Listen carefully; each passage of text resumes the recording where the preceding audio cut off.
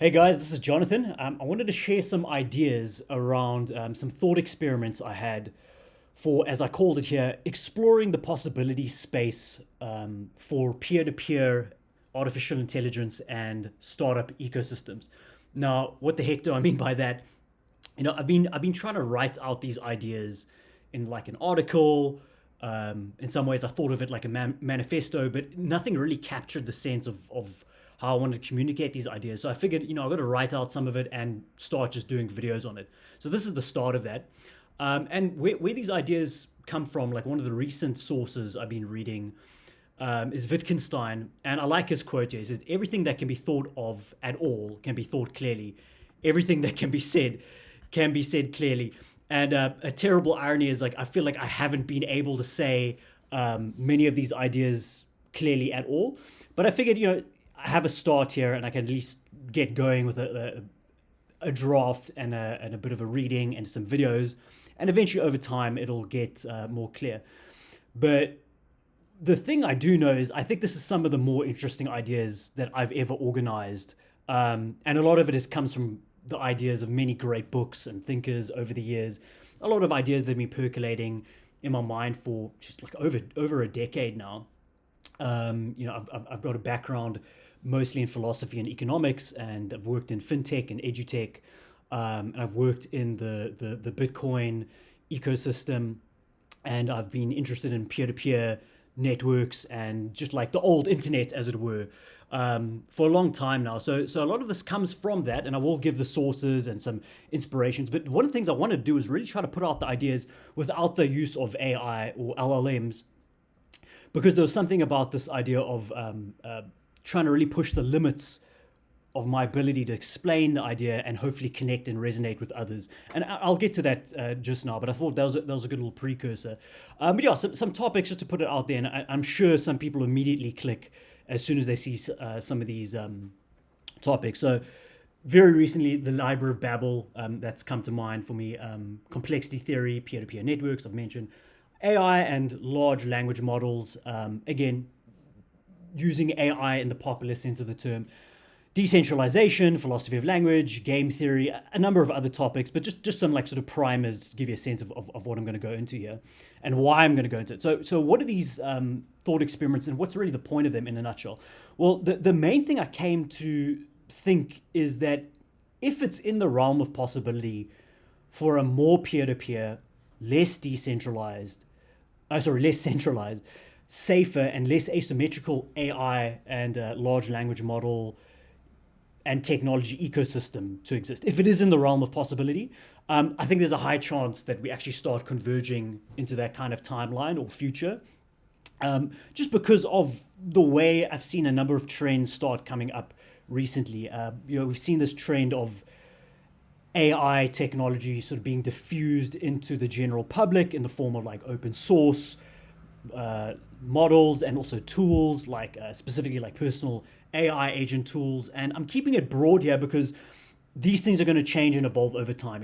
I don't think we're there just yet, but it seems we got this trend coming where as these tools start becoming more open source, or more open source tools emerge, more open source models emerge, maybe more open source alternative artificial intelligence or artificial neural network type technologies emerge, or completely different types of computer science technology or information technology emerges. These things seem to be coming more into the hands of individuals on their personal computing or mobile devices. So it's diffusing is the term I use. Now there's that trend. There's a variety of things with game theory, some other economic incentives, memetics, just the way ideas spread in the world. And honestly, like one of the main things I've thought about recently is, there's a general possibility that I think most people are actually mostly decent most of the time, right? And I think most of these people, if you feel the same way as me, if you kind of get what I'm getting at when I say it in that phrase, I think most of those people want to live in this more peer-to-peer type of world. Despite all our differences of political opinion, philosophical opinion, maybe religious opinions and such, it's sort of like I call it the nostalgia of the old internet. And if you know what that means, you kind of get it. If you don't, it'll become more clear if you didn't grow up in that era. But yeah, in short, I feel like the future is going to converge if it can, and if it is physically possible and technically possible, and if we don't, screw it all up before we get there. But I think it can converge to the sort of bottom up, peer to peer ecosystems of these different networks of, let's call it, artificial intelligence plus human powered computers that connect in these interesting networks that again form just like any other community forms in the internet, but across the world in different ways, that can come from any corner of the world that has access to maybe the internet or limited access to the internet. Just in the old ways people thought about the internet, right? But the fact is that with the combination of AI plus a couple of other trends and tools and maybe some small nudges that maybe we all have to contribute in our own short way, and like new ideas and things that don't quite exist yet, but they could exist. I believe that what starts happening is you can have these ecosystems and networks, small as they are, because there's a multiplicity of them across the world. They can start reflecting different worldviews of smaller groups, again, more decentralized peer-to-peer groups. They can start building toward the future in their own visions of the future, as it were. Again, you can sort of see how this is getting more like individualistic, maybe more distributed, less top down, as it were. I think bottom up is the simplest way to put it. So I'm not using quite the right words I want to use here, as you can see, but you can kind of get a sense of it if you feel the rhythm of the words I'm trying to put out there, as it were. But yeah, it's like this complex, dynamic, and like unpredictable system, but it's potentially more optimistic than some of the ways I think people are thinking of now, which is most people I think are converging toward two general worldviews of like being sort of completely unregulated with this like accelerating technology of AI, and being optimistic about it. There's the neutral sort of skeptical camp that it feels it's just overhyped and it's a passing phase and not much will come of it, good or bad, let's say, very broadly speaking. And then obviously there's the very pessimistic camp, which is that a lot of bad is going to come from this in the form of either socioeconomic causes or maybe potentially existential. And I'm not going to like go into the validity of each of those potential worldviews, but I think they all have validity in their own way. And a good question I had was sort of what is a good mix of the best idea of all those worldviews? And this isn't like a oversimplified model of all that. I think there are cases where various propositions about AI, the good and the bad of it, some have more merit than others, but that's been over discussed at this point. That's not really the point of this. These ideas, although I am taking that into account. I think there is a lot that can be said for both the good and bad of what's emerged from, let's call it, the AI industry, as it were. Anyway, so again, the language is a little bit unclear for now, but there is a sense in which I think I'm getting close to something that many other people are thinking, and that I hope will resonate with others. And we can start conversations about this, maybe perhaps in existing communities, maybe a new community. I'm still thinking about it, but let's see how this goes and see if this connects with others. So I believe this will become more clear as I go into it. And I've already spent 8 minutes and haven't gone to the first paragraph, but that's the nature of this thing. Many more videos will probably have to be made on this, but I've got to start somewhere. So here we go. So yeah, these are conversation starters, these kind of thoughts experiments.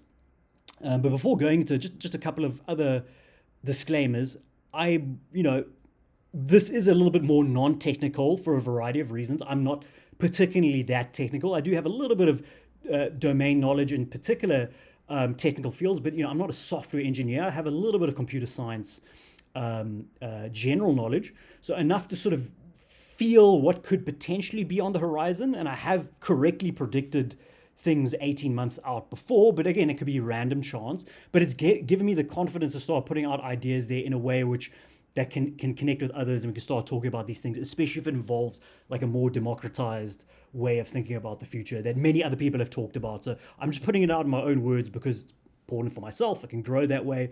But also, the reason I didn't do it with AI assistance is there's a sense in which I will start using AI to help me connect the dots better and all that. But there's a way in which I think it's good to challenge ourselves with these kind of things.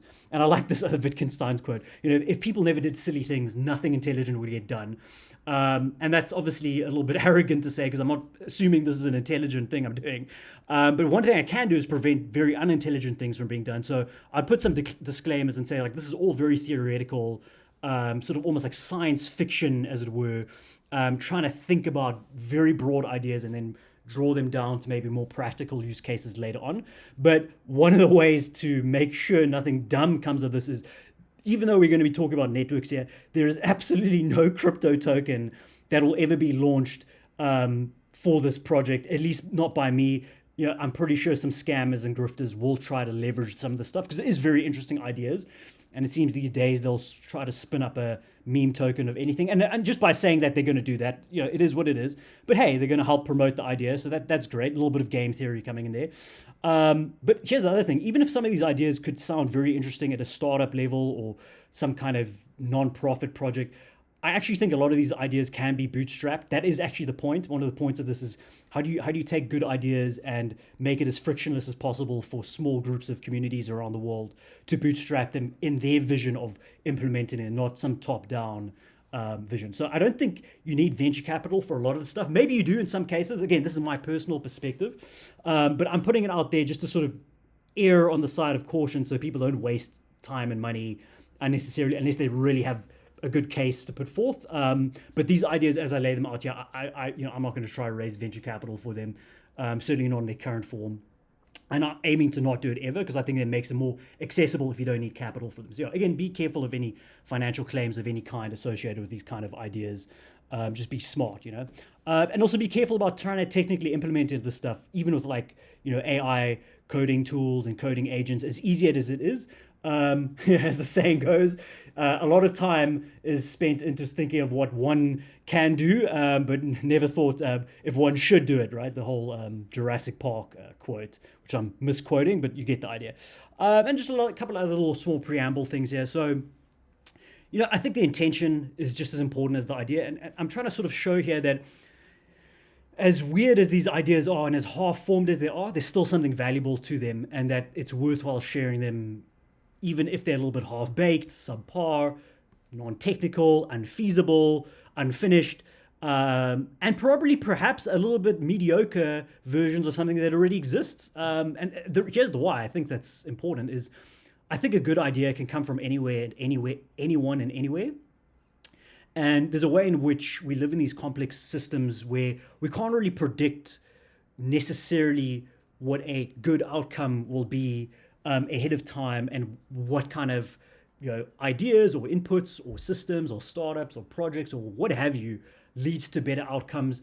We can rather think about designing better systems to leverage a multiplicity of ideas across space and time over time and sort of start seeing emerging patterns. We all know what this is. This is something kind of like what the existing technology ecosystem is, as problematic as some parts of it is.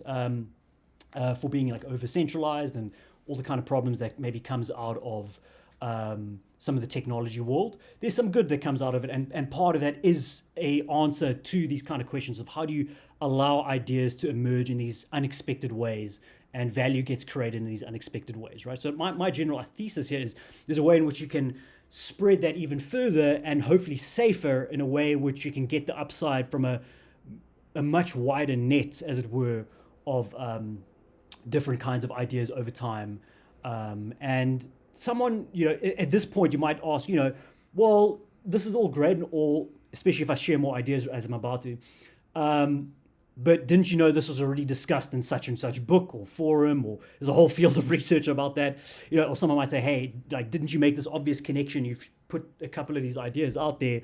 How did you not see that this was this other thing you just shared now, and you didn't see this other obvious connection? If you come up with that idea as I'm sharing this, that's exactly the point I'm trying to get at with regards to how we're building this AI industry and how it's potentially clashing into other industries. So for example, one of the ideas you might think about with the AI industry is if it is itself a complex system where it's difficult to sort of predict what's going to emerge out of it or what's going to come of it, good or bad. There's obviously a lot of things obvious on the surface, but we're talking about like in the future now. Like, can you predict it's going to be overall a good or bad thing, right? That might be beside the point, because one thing you can think about is if it's allowing people to make a lot more breakthroughs, let's say like in the field of biotech, digital biology, cybersecurity, for both good or bad, there's a certain point where you don't have to necessarily predict exactly what's going to go wrong. Something quite high impact can happen if, say, there's a breakthrough by a biotech lab that's obviously trying to save lives. There's maybe a breakthrough in digital biology that's going to help other biotech labs save lives. And there's maybe a breakthrough in like cybersecurity research that's, let's say, for example, finding all kinds of software vulnerabilities in the world, including at such biotech and digital biology labs. And it just so happens that, obviously some very smart people thought it's a good idea to be very careful about how they slowly roll out such AI models if they're good at finding software vulnerabilities. And it just so happens that they have also been the victim of being backdoored by some nefarious cults that maybe want to destroy the world.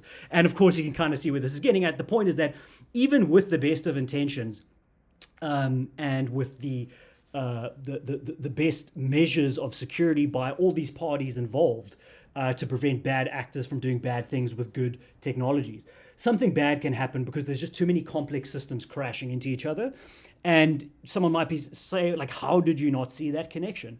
This is sort of the general idea I'm kind of getting at, where maybe artificial intelligence and large language models and what have you has a lot of value to unlock that people already are thinking about. I'm sure this is, people are already implementing this in their own ways, but it's something to think about if you haven't thought about it before. And that's the kind of sense I want people to start maybe like resonating with, if you will, if you haven't already. So if you have those kind of questions, like how did you not see this obvious connection? Exactly. Everyone is going to miss obvious connections in their own ways, and maybe that's an argument for having a multiplicity of worldviews sort of clashing together in some interesting ways, like different kinds of bottom-up networks, as I just proposed. So let me just double check the recording still going. Yeah, we're still good here. Okay, so I'm going to start with these ideas about large numbers and the Library of Babel. So I was watching a lot of videos on large numbers, as it were. If you're very curious like me, sort of just go into these different rabbit holes, and large numbers was one of them. And I was watching some videos with my son, like videos showing like small numbers to large numbers and what have you. And one of them mentioned the Library of Babel, like the number of books in the Library of Babel, which I think is something like 10 or 20 to the power of 1.2 million, which is obviously an astronomically large number. And I was like, okay, well, what is this? So I started looking into this. And it's obviously a very interesting philosophy of language thought experiment. So for those who don't know it, I'll go into it very quickly. But the general idea is, imagine this hypothetical library that is full of books. It's an astronomically large library. Each book, let's call it 400-page book, with I don't know how many words. Just to say, I think it was like 1 million words in each book. Or it could fit the equivalent of 1 million words. Imagine each book was filled with completely random characters of let's just say the English alphabet for now, to keep it simple, such that you could have a book that's just completely filled with A's, start to finish, and that could be one book in the library, and then you can go down the list, so on and so forth. Most of them were filled with gibberish, but if you really played this thought experiment out, you would actually eventually come to all kinds of interesting books or combinations, if they couldn't fit into one 400-page book, combinations that you would actually get all possible written knowledge that you could get. So all possible works of Shakespeare, all the works of philosophy, all the books that we have in our current world, and all possible worlds, this very talk right now, and this transcript, if you had to transcribe it, etc., etc. So there's much better talks on this and like sort of video essays on YouTube, and I highly recommend you check out the work of Jorge Luis Borges. Sorry, just finding it there. So yeah, he came up with this fascinating philosophy of language experiment. Now, there's a lot of ways you can sort of dive into this, but I'm going to try and steer it toward things that I just came up with recently that makes this very interesting. Because you could go into all different ideas around how this is interesting for large language models, AI, how we come to find and sort of come up with ideas and knowledge. But the general idea is there's something about this idea that there's like these good ideas randomly dispersed in this library of Babel, this hypothetical library of Babel that we haven't yet discovered. But in reality, it's just things that haven't been written. So, you know, you could extrapolate this in a number of ways and say not just like, let's say, letters in the alphabet. It could be like pixels on a page. So people have come up with ideas of the library of Babel of pictures. And of course, you could take those pictures and extrapolate it to videos, which are these are now much larger libraries, as it were. But the general idea is that there's like a possibility space of all ideas and all knowledge dispersed in this random pattern. And there's a lot of fascinating short stories one can read to sort of really get an intuition of how big this library is, because it is very counterintuitive. Just a short side point on like large numbers and one way to get an intuition about it. So one large number that's much larger than the number of books in the Library of Babel is a Googleplex, which I believe is 10 to the power of 10 to the power of 100. So it's 10 to the power of a Google. So 10 to the power of 10 to the power of 100. If you had a universe that had the diameter of a Googleplex meters, and you started just traveling in one particular direction to try get to the end of this universe, and if you assume similar properties of that universe from where our current standpoint, which is Earth, just the way atoms are arranged over here, before you get to the end of that universe, you're of course going to encounter a lot of interesting alien species along the way, but you would actually end up meeting basically a version of yourself doing literally the same thing. Probably, probabilistically. That's how big these numbers are, just to get a sense of an intuition of that. It sounds very strange, but that's like an interesting thought experiment just to get a sense of how large these numbers are. But what's cool is, I just came up with this recently, is like by analogy, by putting these ideas out there like I am now, as weird as this is, but like if you've listened up to this point, you'll probably resonate with this. By analogy, in a sense, I'm probably going to deeply resonate with someone out there who's literally thinking about putting ideas like this out there in a similar way. So I thought that was quite funny and interesting. So yeah, if this resonates with you and you're sort of getting at what I'm getting at, especially in the context of like AI and different perspectives and worldviews, as weird as this is, from one perspective, this might make 100% sense to someone. They're like, yes, I'm literally doing the exact same thing. You should check out my video. And I was literally saying the same thing, right? So it's kind of funny when you start doing these intuitions on large numbers.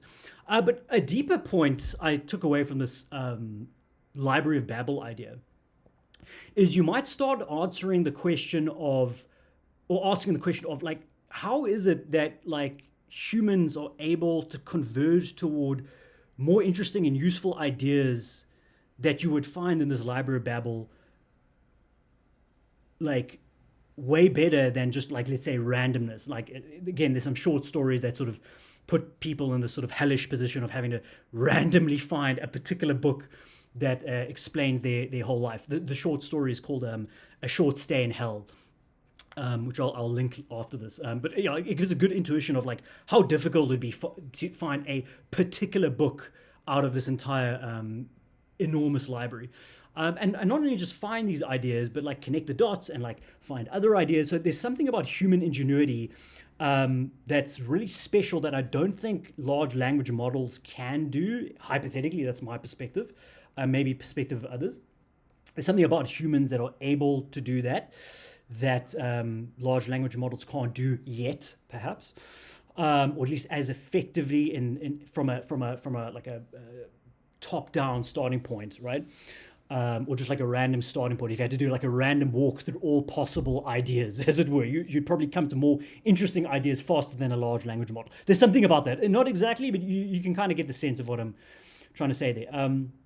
So, what is that? And, I think Silicon Valley is trying to like popularize this idea of taste, as it were. This idea that like, because the large language models are making it easier and less frictionless to put out ideas in an implemented software fashion. So in other words, it's easier to like implement your ideas. in some kind of software, whether it's a web app, an application, creative writing, short stories, fiction, whatever it is, because there's less friction to do that. There's, in a sense, a way in which people can now randomly walk through the Library of Babel and pick out random stuff in all ways, shapes, or form, because it's cheaper to do so. Well, cheaper in time, maybe not cheap for the frontier model labs that are obviously providing these tools at subsidied costs. That's one like way you can think about it. But things are, like I said in the beginning, because this technology is getting diffused to the public in various open source models, and people can run these tools on like their own local hardware. There's a way in which the future, I believe, is trending towards this way where people can start doing more random walks through the Library of Babel, cheaper and faster than if you had to sit down and say, okay, how am I going to spend my life? What ideas am I going to pick out from the ether, as it were, and work on, right? And what's worth working on, what's worth implementing, what can be implemented, right? So because that friction is being reduced, to what extent? I mean, I don't know. It's just we're using it as an analogy, friction, right? There's something about the way in which people can now do these random walks, right? So you might ask the question, like, and this is what Silicon Valley is trying to say with, I think, the word taste, is how do you come up with ways of getting toward better ideas faster than doing a random walk? I think that's what they're talking about with taste. I prefer the term maybe human ingenuity. I don't know. However you want to talk about it, you can kind of get the sense that there's something special about humans compared to maybe other species, maybe compared to artificial intelligence, that allows us to do that, right? So that's sort of what I mean by this kind of way of thinking, if you want to stretch this analogy about the Library of Babel. Okay, so there's like a spectrum of design to randomness that one can think about, right? So there's like a spectrum of finding precisely a great thing to put out there into the world and like build, versus just sort of randomly coming up with like different experiments. And there's like a full spectrum you can think about.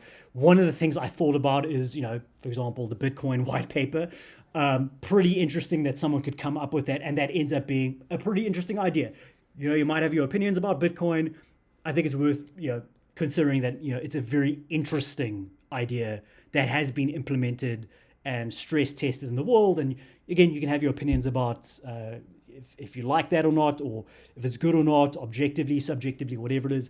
You have to admit that there's something interesting about the idea that there was someone that came up with a very precise idea, as opposed to sort of randomly falling into it. And it was an idea that was combined with other previous ideas. If you understand the history of Bitcoin, there was a lot of other implementations and ideas and other failed experiments that went into the building of at least the initial implementations of Bitcoin, which is a good way to think about how I'm thinking about the general finding of good ideas from a variety of different people and perspectives and over time. And you can sort of start to see where I might end up going with this, if you stick with this video. Another way to think about a cool analogy is, so Nassim Taleb, I think he wrote this in his book, Fooled by Randomness.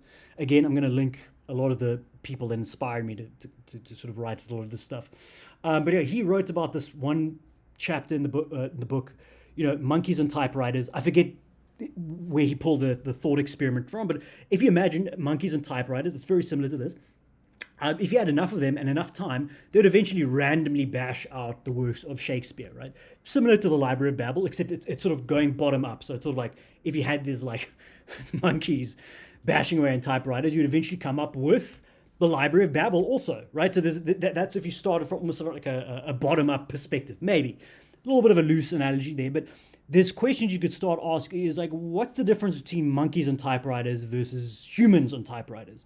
So you might ask the question, would a bunch of humans on typewriters that have never heard of the work of Shakespeare, if you put them in front of these typewriters that had an infinite amount of time, would they get to the works or something like the works of Shakespeare faster than the monkeys randomly doing it? Now, I think the way you phrase that question is actually important, and this is going to be very important for later on. If they got to something like Shakespeare's works, not necessarily exactly Shakespeare's work, The reason for that, the way I'm phrasing that, is there may be corner cases where random bashing on typewriters by monkeys might accidentally, in some universes, get to the complete works of Shakespeare's faster than, let's say, any particular human or groups of humans doing it. Because there's, I've completely forgotten the source of it, but there's something strange about the way humans think about randomness. We actually can't simulate randomness. I think this is also in the book Fooled by Randomness by Nassim Taleb. And there's very fascinating experiments done on this. And there is something interesting about that. So these thought experiments aren't to say that randomness is bad. In fact, I think there's some ways in which we need to think about a spectrum of when to have more randomness and when to have more determinism when coming up with interesting, useful, good ideas, whatever adjectives you want to use, right? You can kind of see where I'm going with this if you follow along, as bad and as a little bit rambling as this is. So, yes, if you said something like Shakespeare's works, humans would probably come to it faster than monkeys. If you said precisely the works of Shakespeare, there's a world in which random monkeys would get to Shakespeare in that precise form faster than humans, because of the way humans talk themselves out of coming up with ideas that feel too similar or too like something they came up with before. You can kind of see where I'm going with this. And then you might ask the question, I think this is interesting, what about humans plus large language models on typewriters versus just monkeys on typewriters? Or maybe monkeys and large language models on typewriters versus humans and large language models on typewriters. How fast would each of them get to the works of Shakespeare? And I'm not going to go into this like analogy too long, but there's ways that you can sort of think about the spectrum between linear and non-linear approaches to designing things and coming up with ideas that I guess I'm coming up with. Then again, I think a lot of this is already actually in Nassim Taleb's works. You'll see a lot of his work throughout my ideas here, combined with other people's thinking. But yeah, I think that's enough on that analogy. So what would the Library of Babel look like if organized in some useful way? Because right now we came up with this analogy that it's like this thought experiment is completely random, right?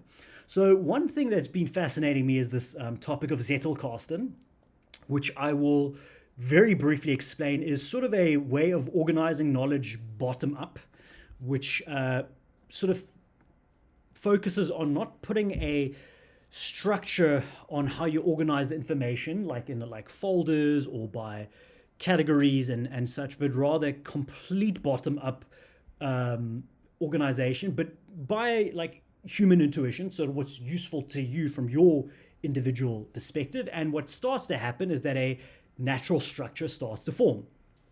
It typically forms in a type of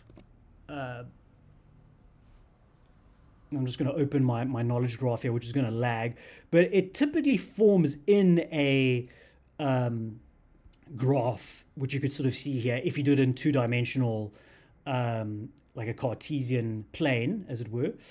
And what starts to happen is stuff organizes into like central nodes where certain ideas are closer to others in the sort of graph form, right? And again, I haven't done like advanced math and advanced computer science, but there's ways in which you can start to get a sense of there's something interesting about Zettelkasten where it comes to like a large plane of possible knowledge or complex possibility spaces that I've started thinking about in this Library of Babel context. So in theory, if you could have this Library of Babel where it were to be organized in this bottom-up Zettelkasten fashion, maybe it would look something like this. It'd be like the outer edges would be like the complete noise, which have zero utility and be complete randomness.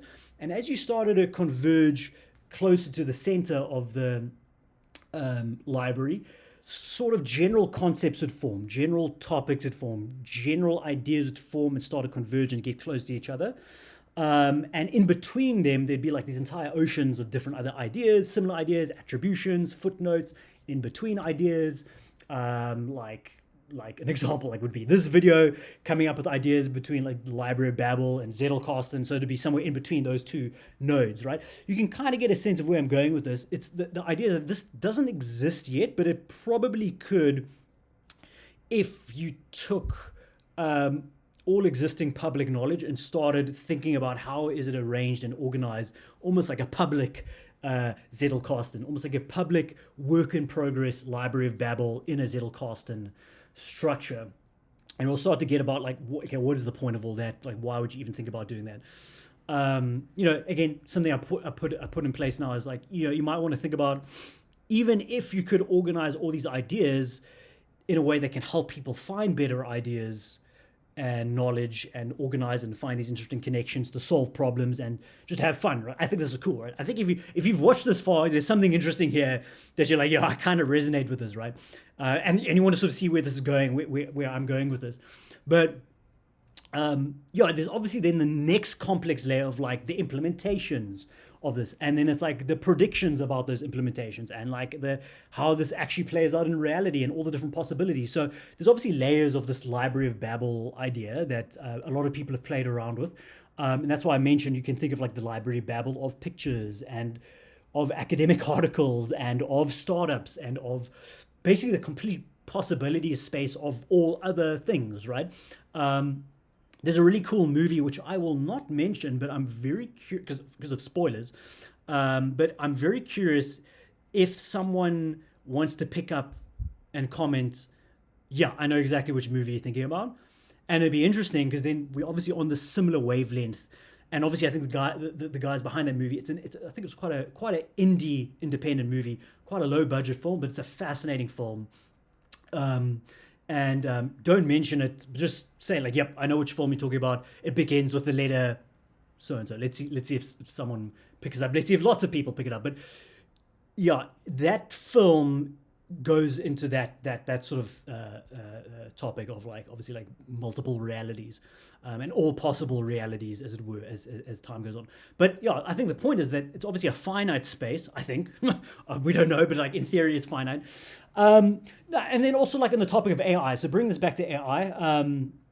One of the ways this sort of tied back for me is Elysia Yudkowsky had a discussion on this. I can't remember which video it was, but it was many years back. But it always stuck with me is like he talked about, the possibility space of biological and artificial minds. And if you've seen the video, you'll know what I'm talking about. But in short, it's similar to the Library of Babel. You could imagine, just like biology evolved these particular minds that seem to have survived various environments, and here we are today as human intelligence. But you can imagine there's many other minds, obviously in biological intelligence, that evolved in different ways. You could imagine there could have been a huge possibility space of all biological possible minds that could exist and evolve. Maybe you want to expand it to like an alien possibility space also, but you kind of get that idea. So he talked about this in the artificial context, and I think he made the argument that the artificial mind probability space was much, much greater than any biological possibilities, biological mind possibility space. And really what people are trying to do with building, let's say, artificial super intelligence, by definition, it's a intelligence that itself will rapidly, iteratively self-improve itself such that nothing else can or ever will catch up to it if it can be built. Like again, it's like you're pulling it from this like hypothetical, almost like science fiction possibility space, and it's a question of, can it actually physically exist? Is it feasible? That's a different question. We're just saying hypothetically, if it could exist and someone could try to build it, what are they actually trying to do? Well, what they're trying to do is they're trying to pick the exact, like let's say in the Library of Babel, trying to pick out of 10 to the astronomically large number exponent book, and that book contains this particular artificial super intelligence mind that's not going to destroy the world in all these unpredictable ways. As I mentioned, it's not just that it has good intentions or can't go haywire or go out of control like sort of a stereotypical science fiction. It's also, did you forget to think about how this impacts other complex systems, as I mentioned before, and accidentally sets off this chain reaction that does have this combinatoric effect and in an unexpected way. And again, people can be like, well, you couldn't really predict that from happening, so that's like a misnomer, and it's more likely, again, more likely that a good outcome would come from such and such. And I think the point I get to is sort of like, again, this is like a philosophy of math, or maybe like a meta probability, or philosophy of probability, if you will, type of question, which is like, when it comes to this level of complexity, I think it's more humble and more robust to just say we don't know. And maybe it's better to think about, as Nassim Taleb talks about, thinking about designing systems that are more anti-fragile.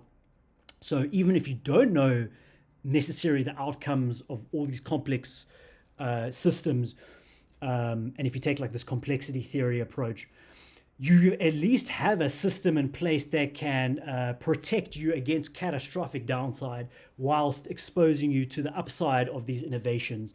And I think that's sort of the general topics I have thought about with regards to what AI could be good for, and what we should probably like think about when you want to think about building cool stuff.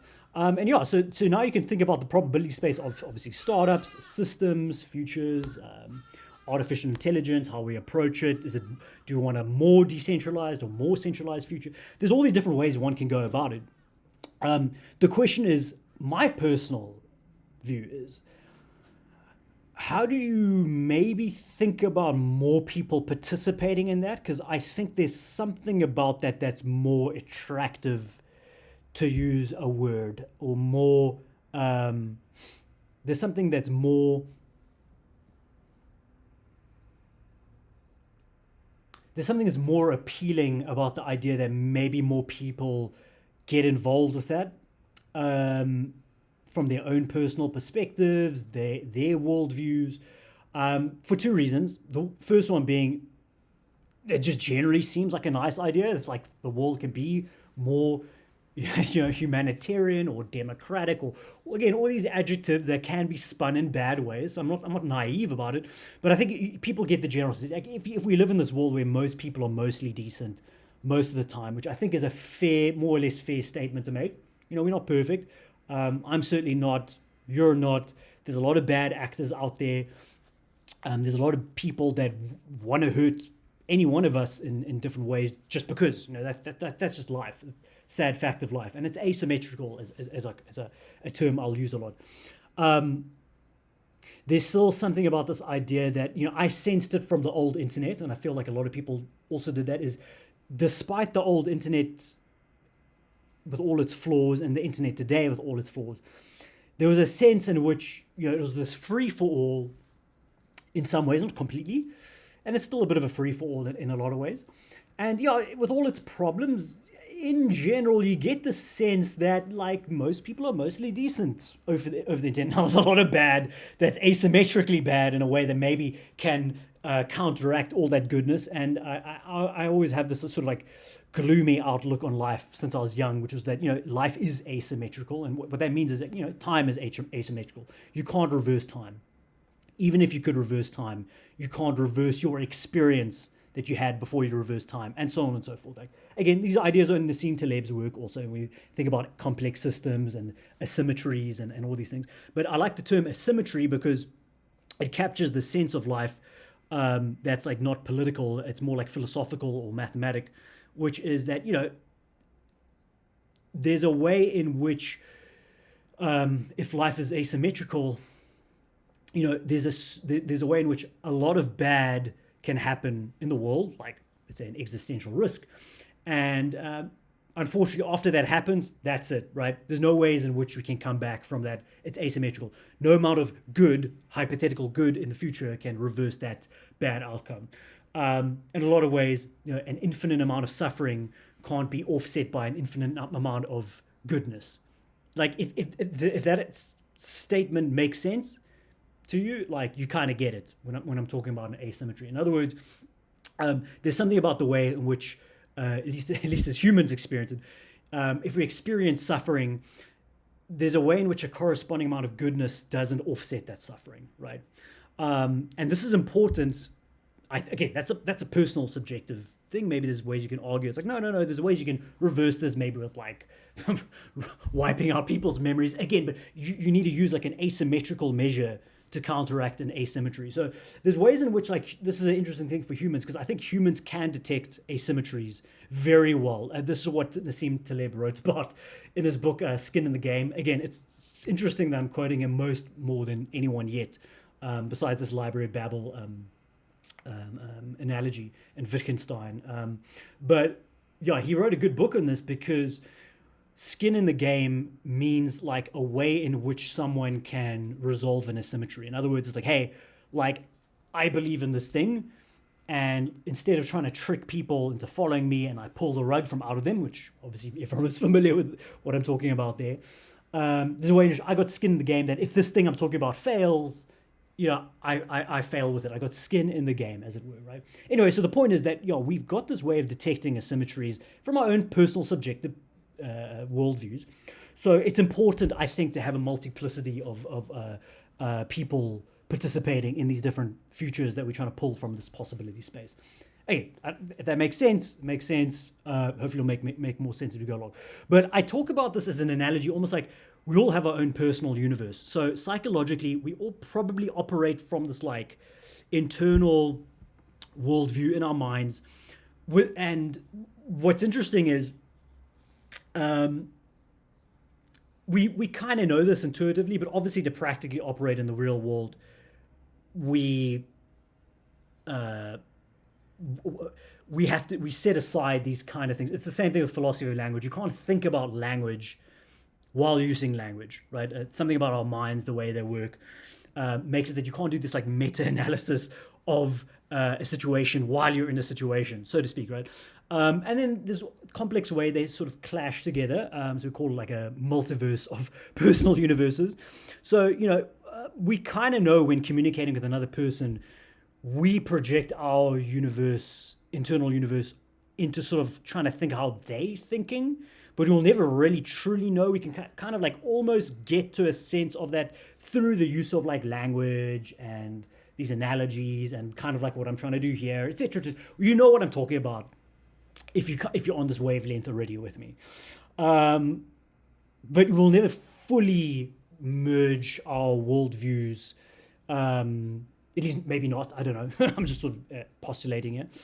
But anyway, so they interact and react against each other in these complex ways, right? But another thing to think about is like our personal universes, like they completely change when we're in like different moods, or maybe the way we came across certain ideas recently that interacts in all these complex ways. So there's like a lot of interesting complexity theory type ideas you can apply to like philosophy of mind and how we think and like how we operate in the world. That's probably like too outside the scope of like trying to solve these problems. But I've got a theory and thesis that maybe this is where large language models start becoming useful for doing the work of translating our personal universes between each other in these interesting peer-to-peer networks. That's sort of where I'm getting at, and that's why I say maybe there's something about how large language models and this emerging trend of personal AI can help with this strange task of helping us collaborate across all this chaos, organize this like Library of Babel into like a more useful Zettelkasten, and through that find different solutions to different ways in a more democratic way and more heterogeneous way and more distributed bottom-up way. So at this point, like if you've listened, that's like 50 minutes, but that was really important because like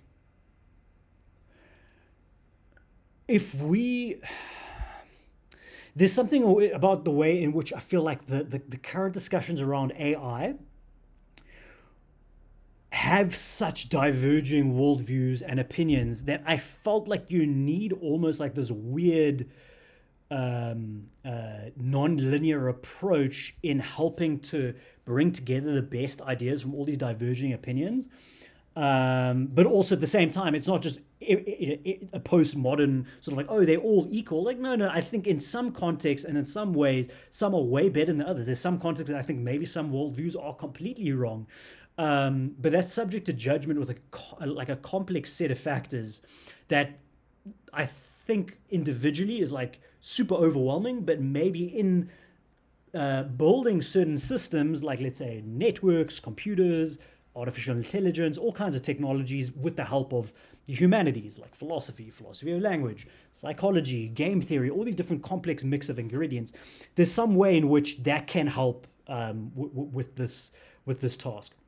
So that is sort of why I'm going at it with this like weird thought experiment. So if at this point something clicked, you're like, yeah, I'm kind of like that person doing a random walk through this Library of Babel or through this like universe of that's 100, what is it, a Googleplex meters long, and I've just crashed into you, and it's like, yeah, I resonate with that.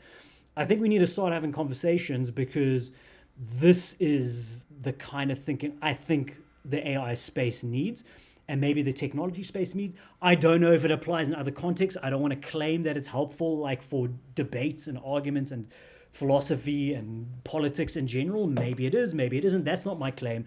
I'm more interested in the context of like AI and technology, because I think there's cool ways in which startups are a very good example of bottom-up systems showing how you can come up with these cool, interesting ways of solutions. And I could give a number of examples, but I think this has gone on long enough, and I'm scared that I run out of space or something like that with recording this. So what I'll do is I'll pause there for today, but next time, sort of preview of next time, I'll go into a summary of sort of like what I'm generally thinking from my personal perspective. What does this sort of look like? So if I had to put it in a summary, what it looks like, if I were to come up with some ideas of what how would you practically apply what I just talked about for 50 minutes?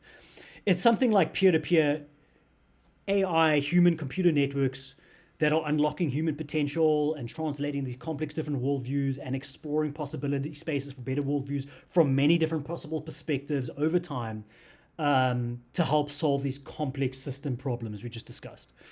That's like the simplest discussion point. Where it sort of emerged, just to give a quick follow on, is like, well, I saw this trend of open source personal AI agent tools. I've seen how like AI is quickly getting dispersed, as centralized as AI is. Like if you had to put a spectrum of centralized to decentralized technologies, maybe on one end you have Bitcoin as like the more decentralized technology. Again, people will argue that, but you know, I think it's objectively correct from my view. So that's Bitcoin on one end of the spectrum, and on the other end, the most centralized tech is probably something like AI, in terms of like having the resources to train these models, having the resources to hire the researchers to build these things and such.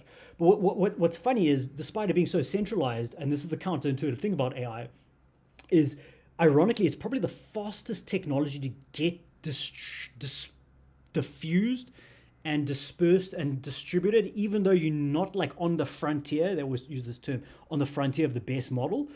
People are rapidly getting access to better, more affordable hardware to run more better open source models, and these personal AI agents are unlocking possibilities for let's call it, you know, the everyday person that's just struggling to get by, man. Like the world is tough out there, and you know, I want to see like where my personal philosophy comes in. You know, I want to see a world where, you know, yeah, everyone actually does have access to the good life, whatever you want to define that as, but maybe like a high standard of living, you know, a decent house, food, education, safety, whatever that is. And yeah, maybe it's really hard and impossible to get there, but it's a nice thing to aim toward and figure out how to get there without destroying ourselves. But let's just say you could get there.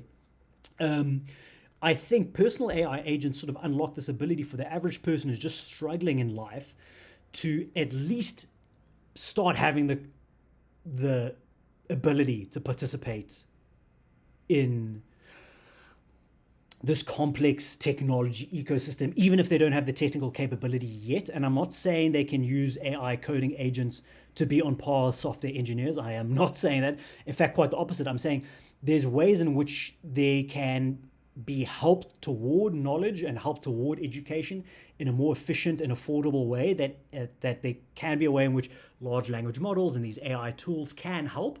And that's sort of the kind of work I'm personally interested in, because if you can give more people these pathways to, you know, uplifting themselves, but also being able to participate in this complex work that I've just discussed with all these analogies before. There's something about that that's really important, and I call it like, let's call it like collaborative potential. It's human potential that's like locked up there just because of the structures that people get born into. Again, I'm not trying to like take this from like a political angle. It's more like a deeper philosophical possibility space angle. I'm just talking about how do we get where we are now to a better place, whatever that means for different people, and different people can sort of vote on that with these kind of technologies. That's what I mean by collaborative potential. Obviously, there's a lot of hazards and asymmetries and all kinds of problems that are going to happen on the way there. So there's already cybersecurity risks that we've seen with these tools. There are problems of AI psychosis, addiction. There's problems of like poor attribution and plagiarism. There's ways in which this is hugely asymmetrical, and like most of the public has no say in how AI is developed or talked about, or don't really have their voices said. And I think that's creating a lot of socio-economic angst and political angst. And that's one of the reasons why I'm inspired to sort of put these ideas out there. Maybe there's better paths forward than just top down. This is how we should do it. No, we should do this. No, it's overrated. You know, these sort of slightly oversimplified worldviews. There maybe needs to be a little bit more of a complex, heterogeneous plane of worldviews approaching this stuff. And I think we need more people involved. And we need the tools to be able to give them the ability to uplift themselves toward this stuff. And, you know, maybe you can argue the economic and political and social justice stuff. Like that's not my place to put that in right now. It's rather just sort of like what do these things start to look like from a peer-to-peer bottom-up angle, right? So I think that's more or less good enough for today. You know, I can sort of go up, unpack these things more and more. I'll go into the full thought experiment next time on like what I wouldn't call it exact, but it's more like if I had to pick out almost like a decent book in the Library of Babel of ideas that maybe are worth thinking about. I think I found one. I've called it this Academe Network thought experiment. I haven't even gone into it in full here, but I've sort of touched on it here. And what I'm trying to get at is that it's not necessarily the idea. It's not necessarily a good idea, but it's like in the family of ideas that might be interesting, that if a lot of other people come together and like we could talk about it and think about it, and some more smart people, way smarter than some of the stuff I'm like putting out here, come to the fore and say, yep, I'm already working this, come join me. That's sort of the kind of stuff I'm getting at here.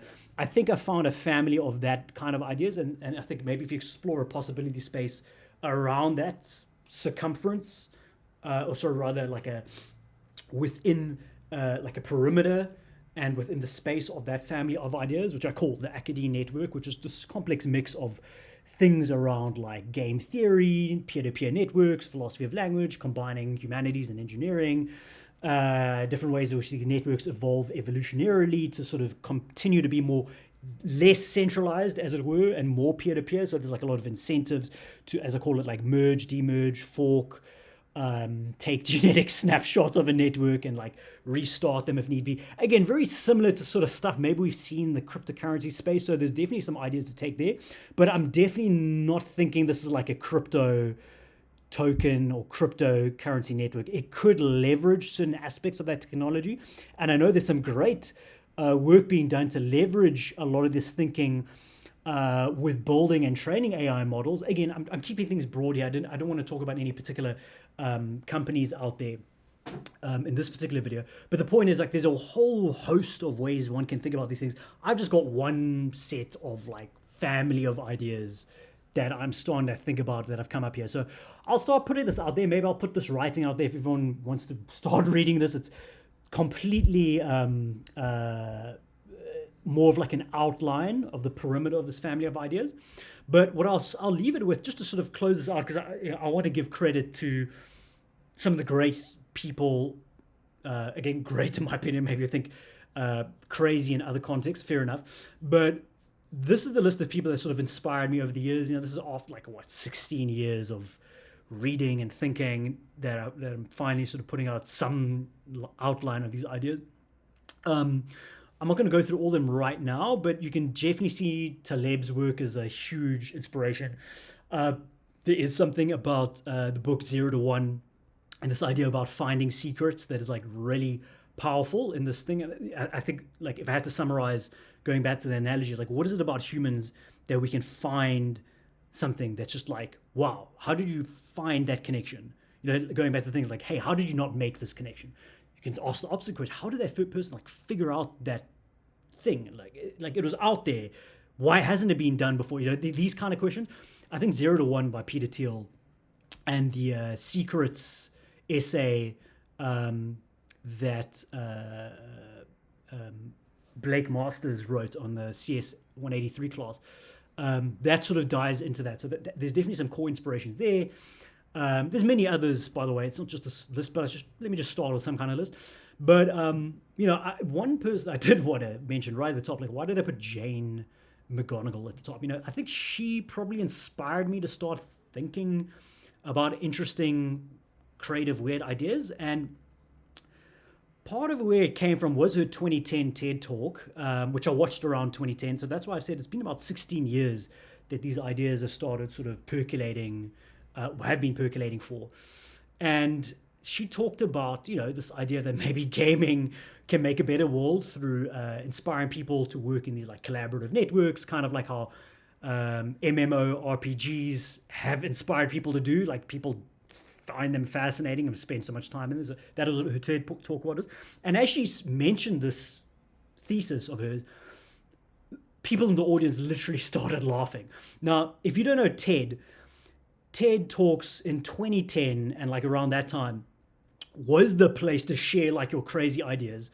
So I want you to put yourself in Jane McGonigal's shoes.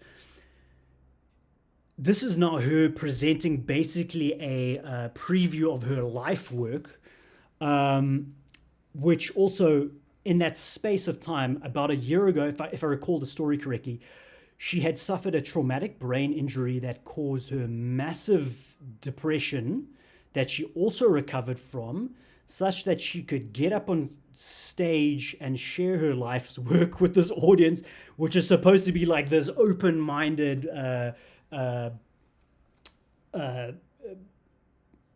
ideas conference type of audience.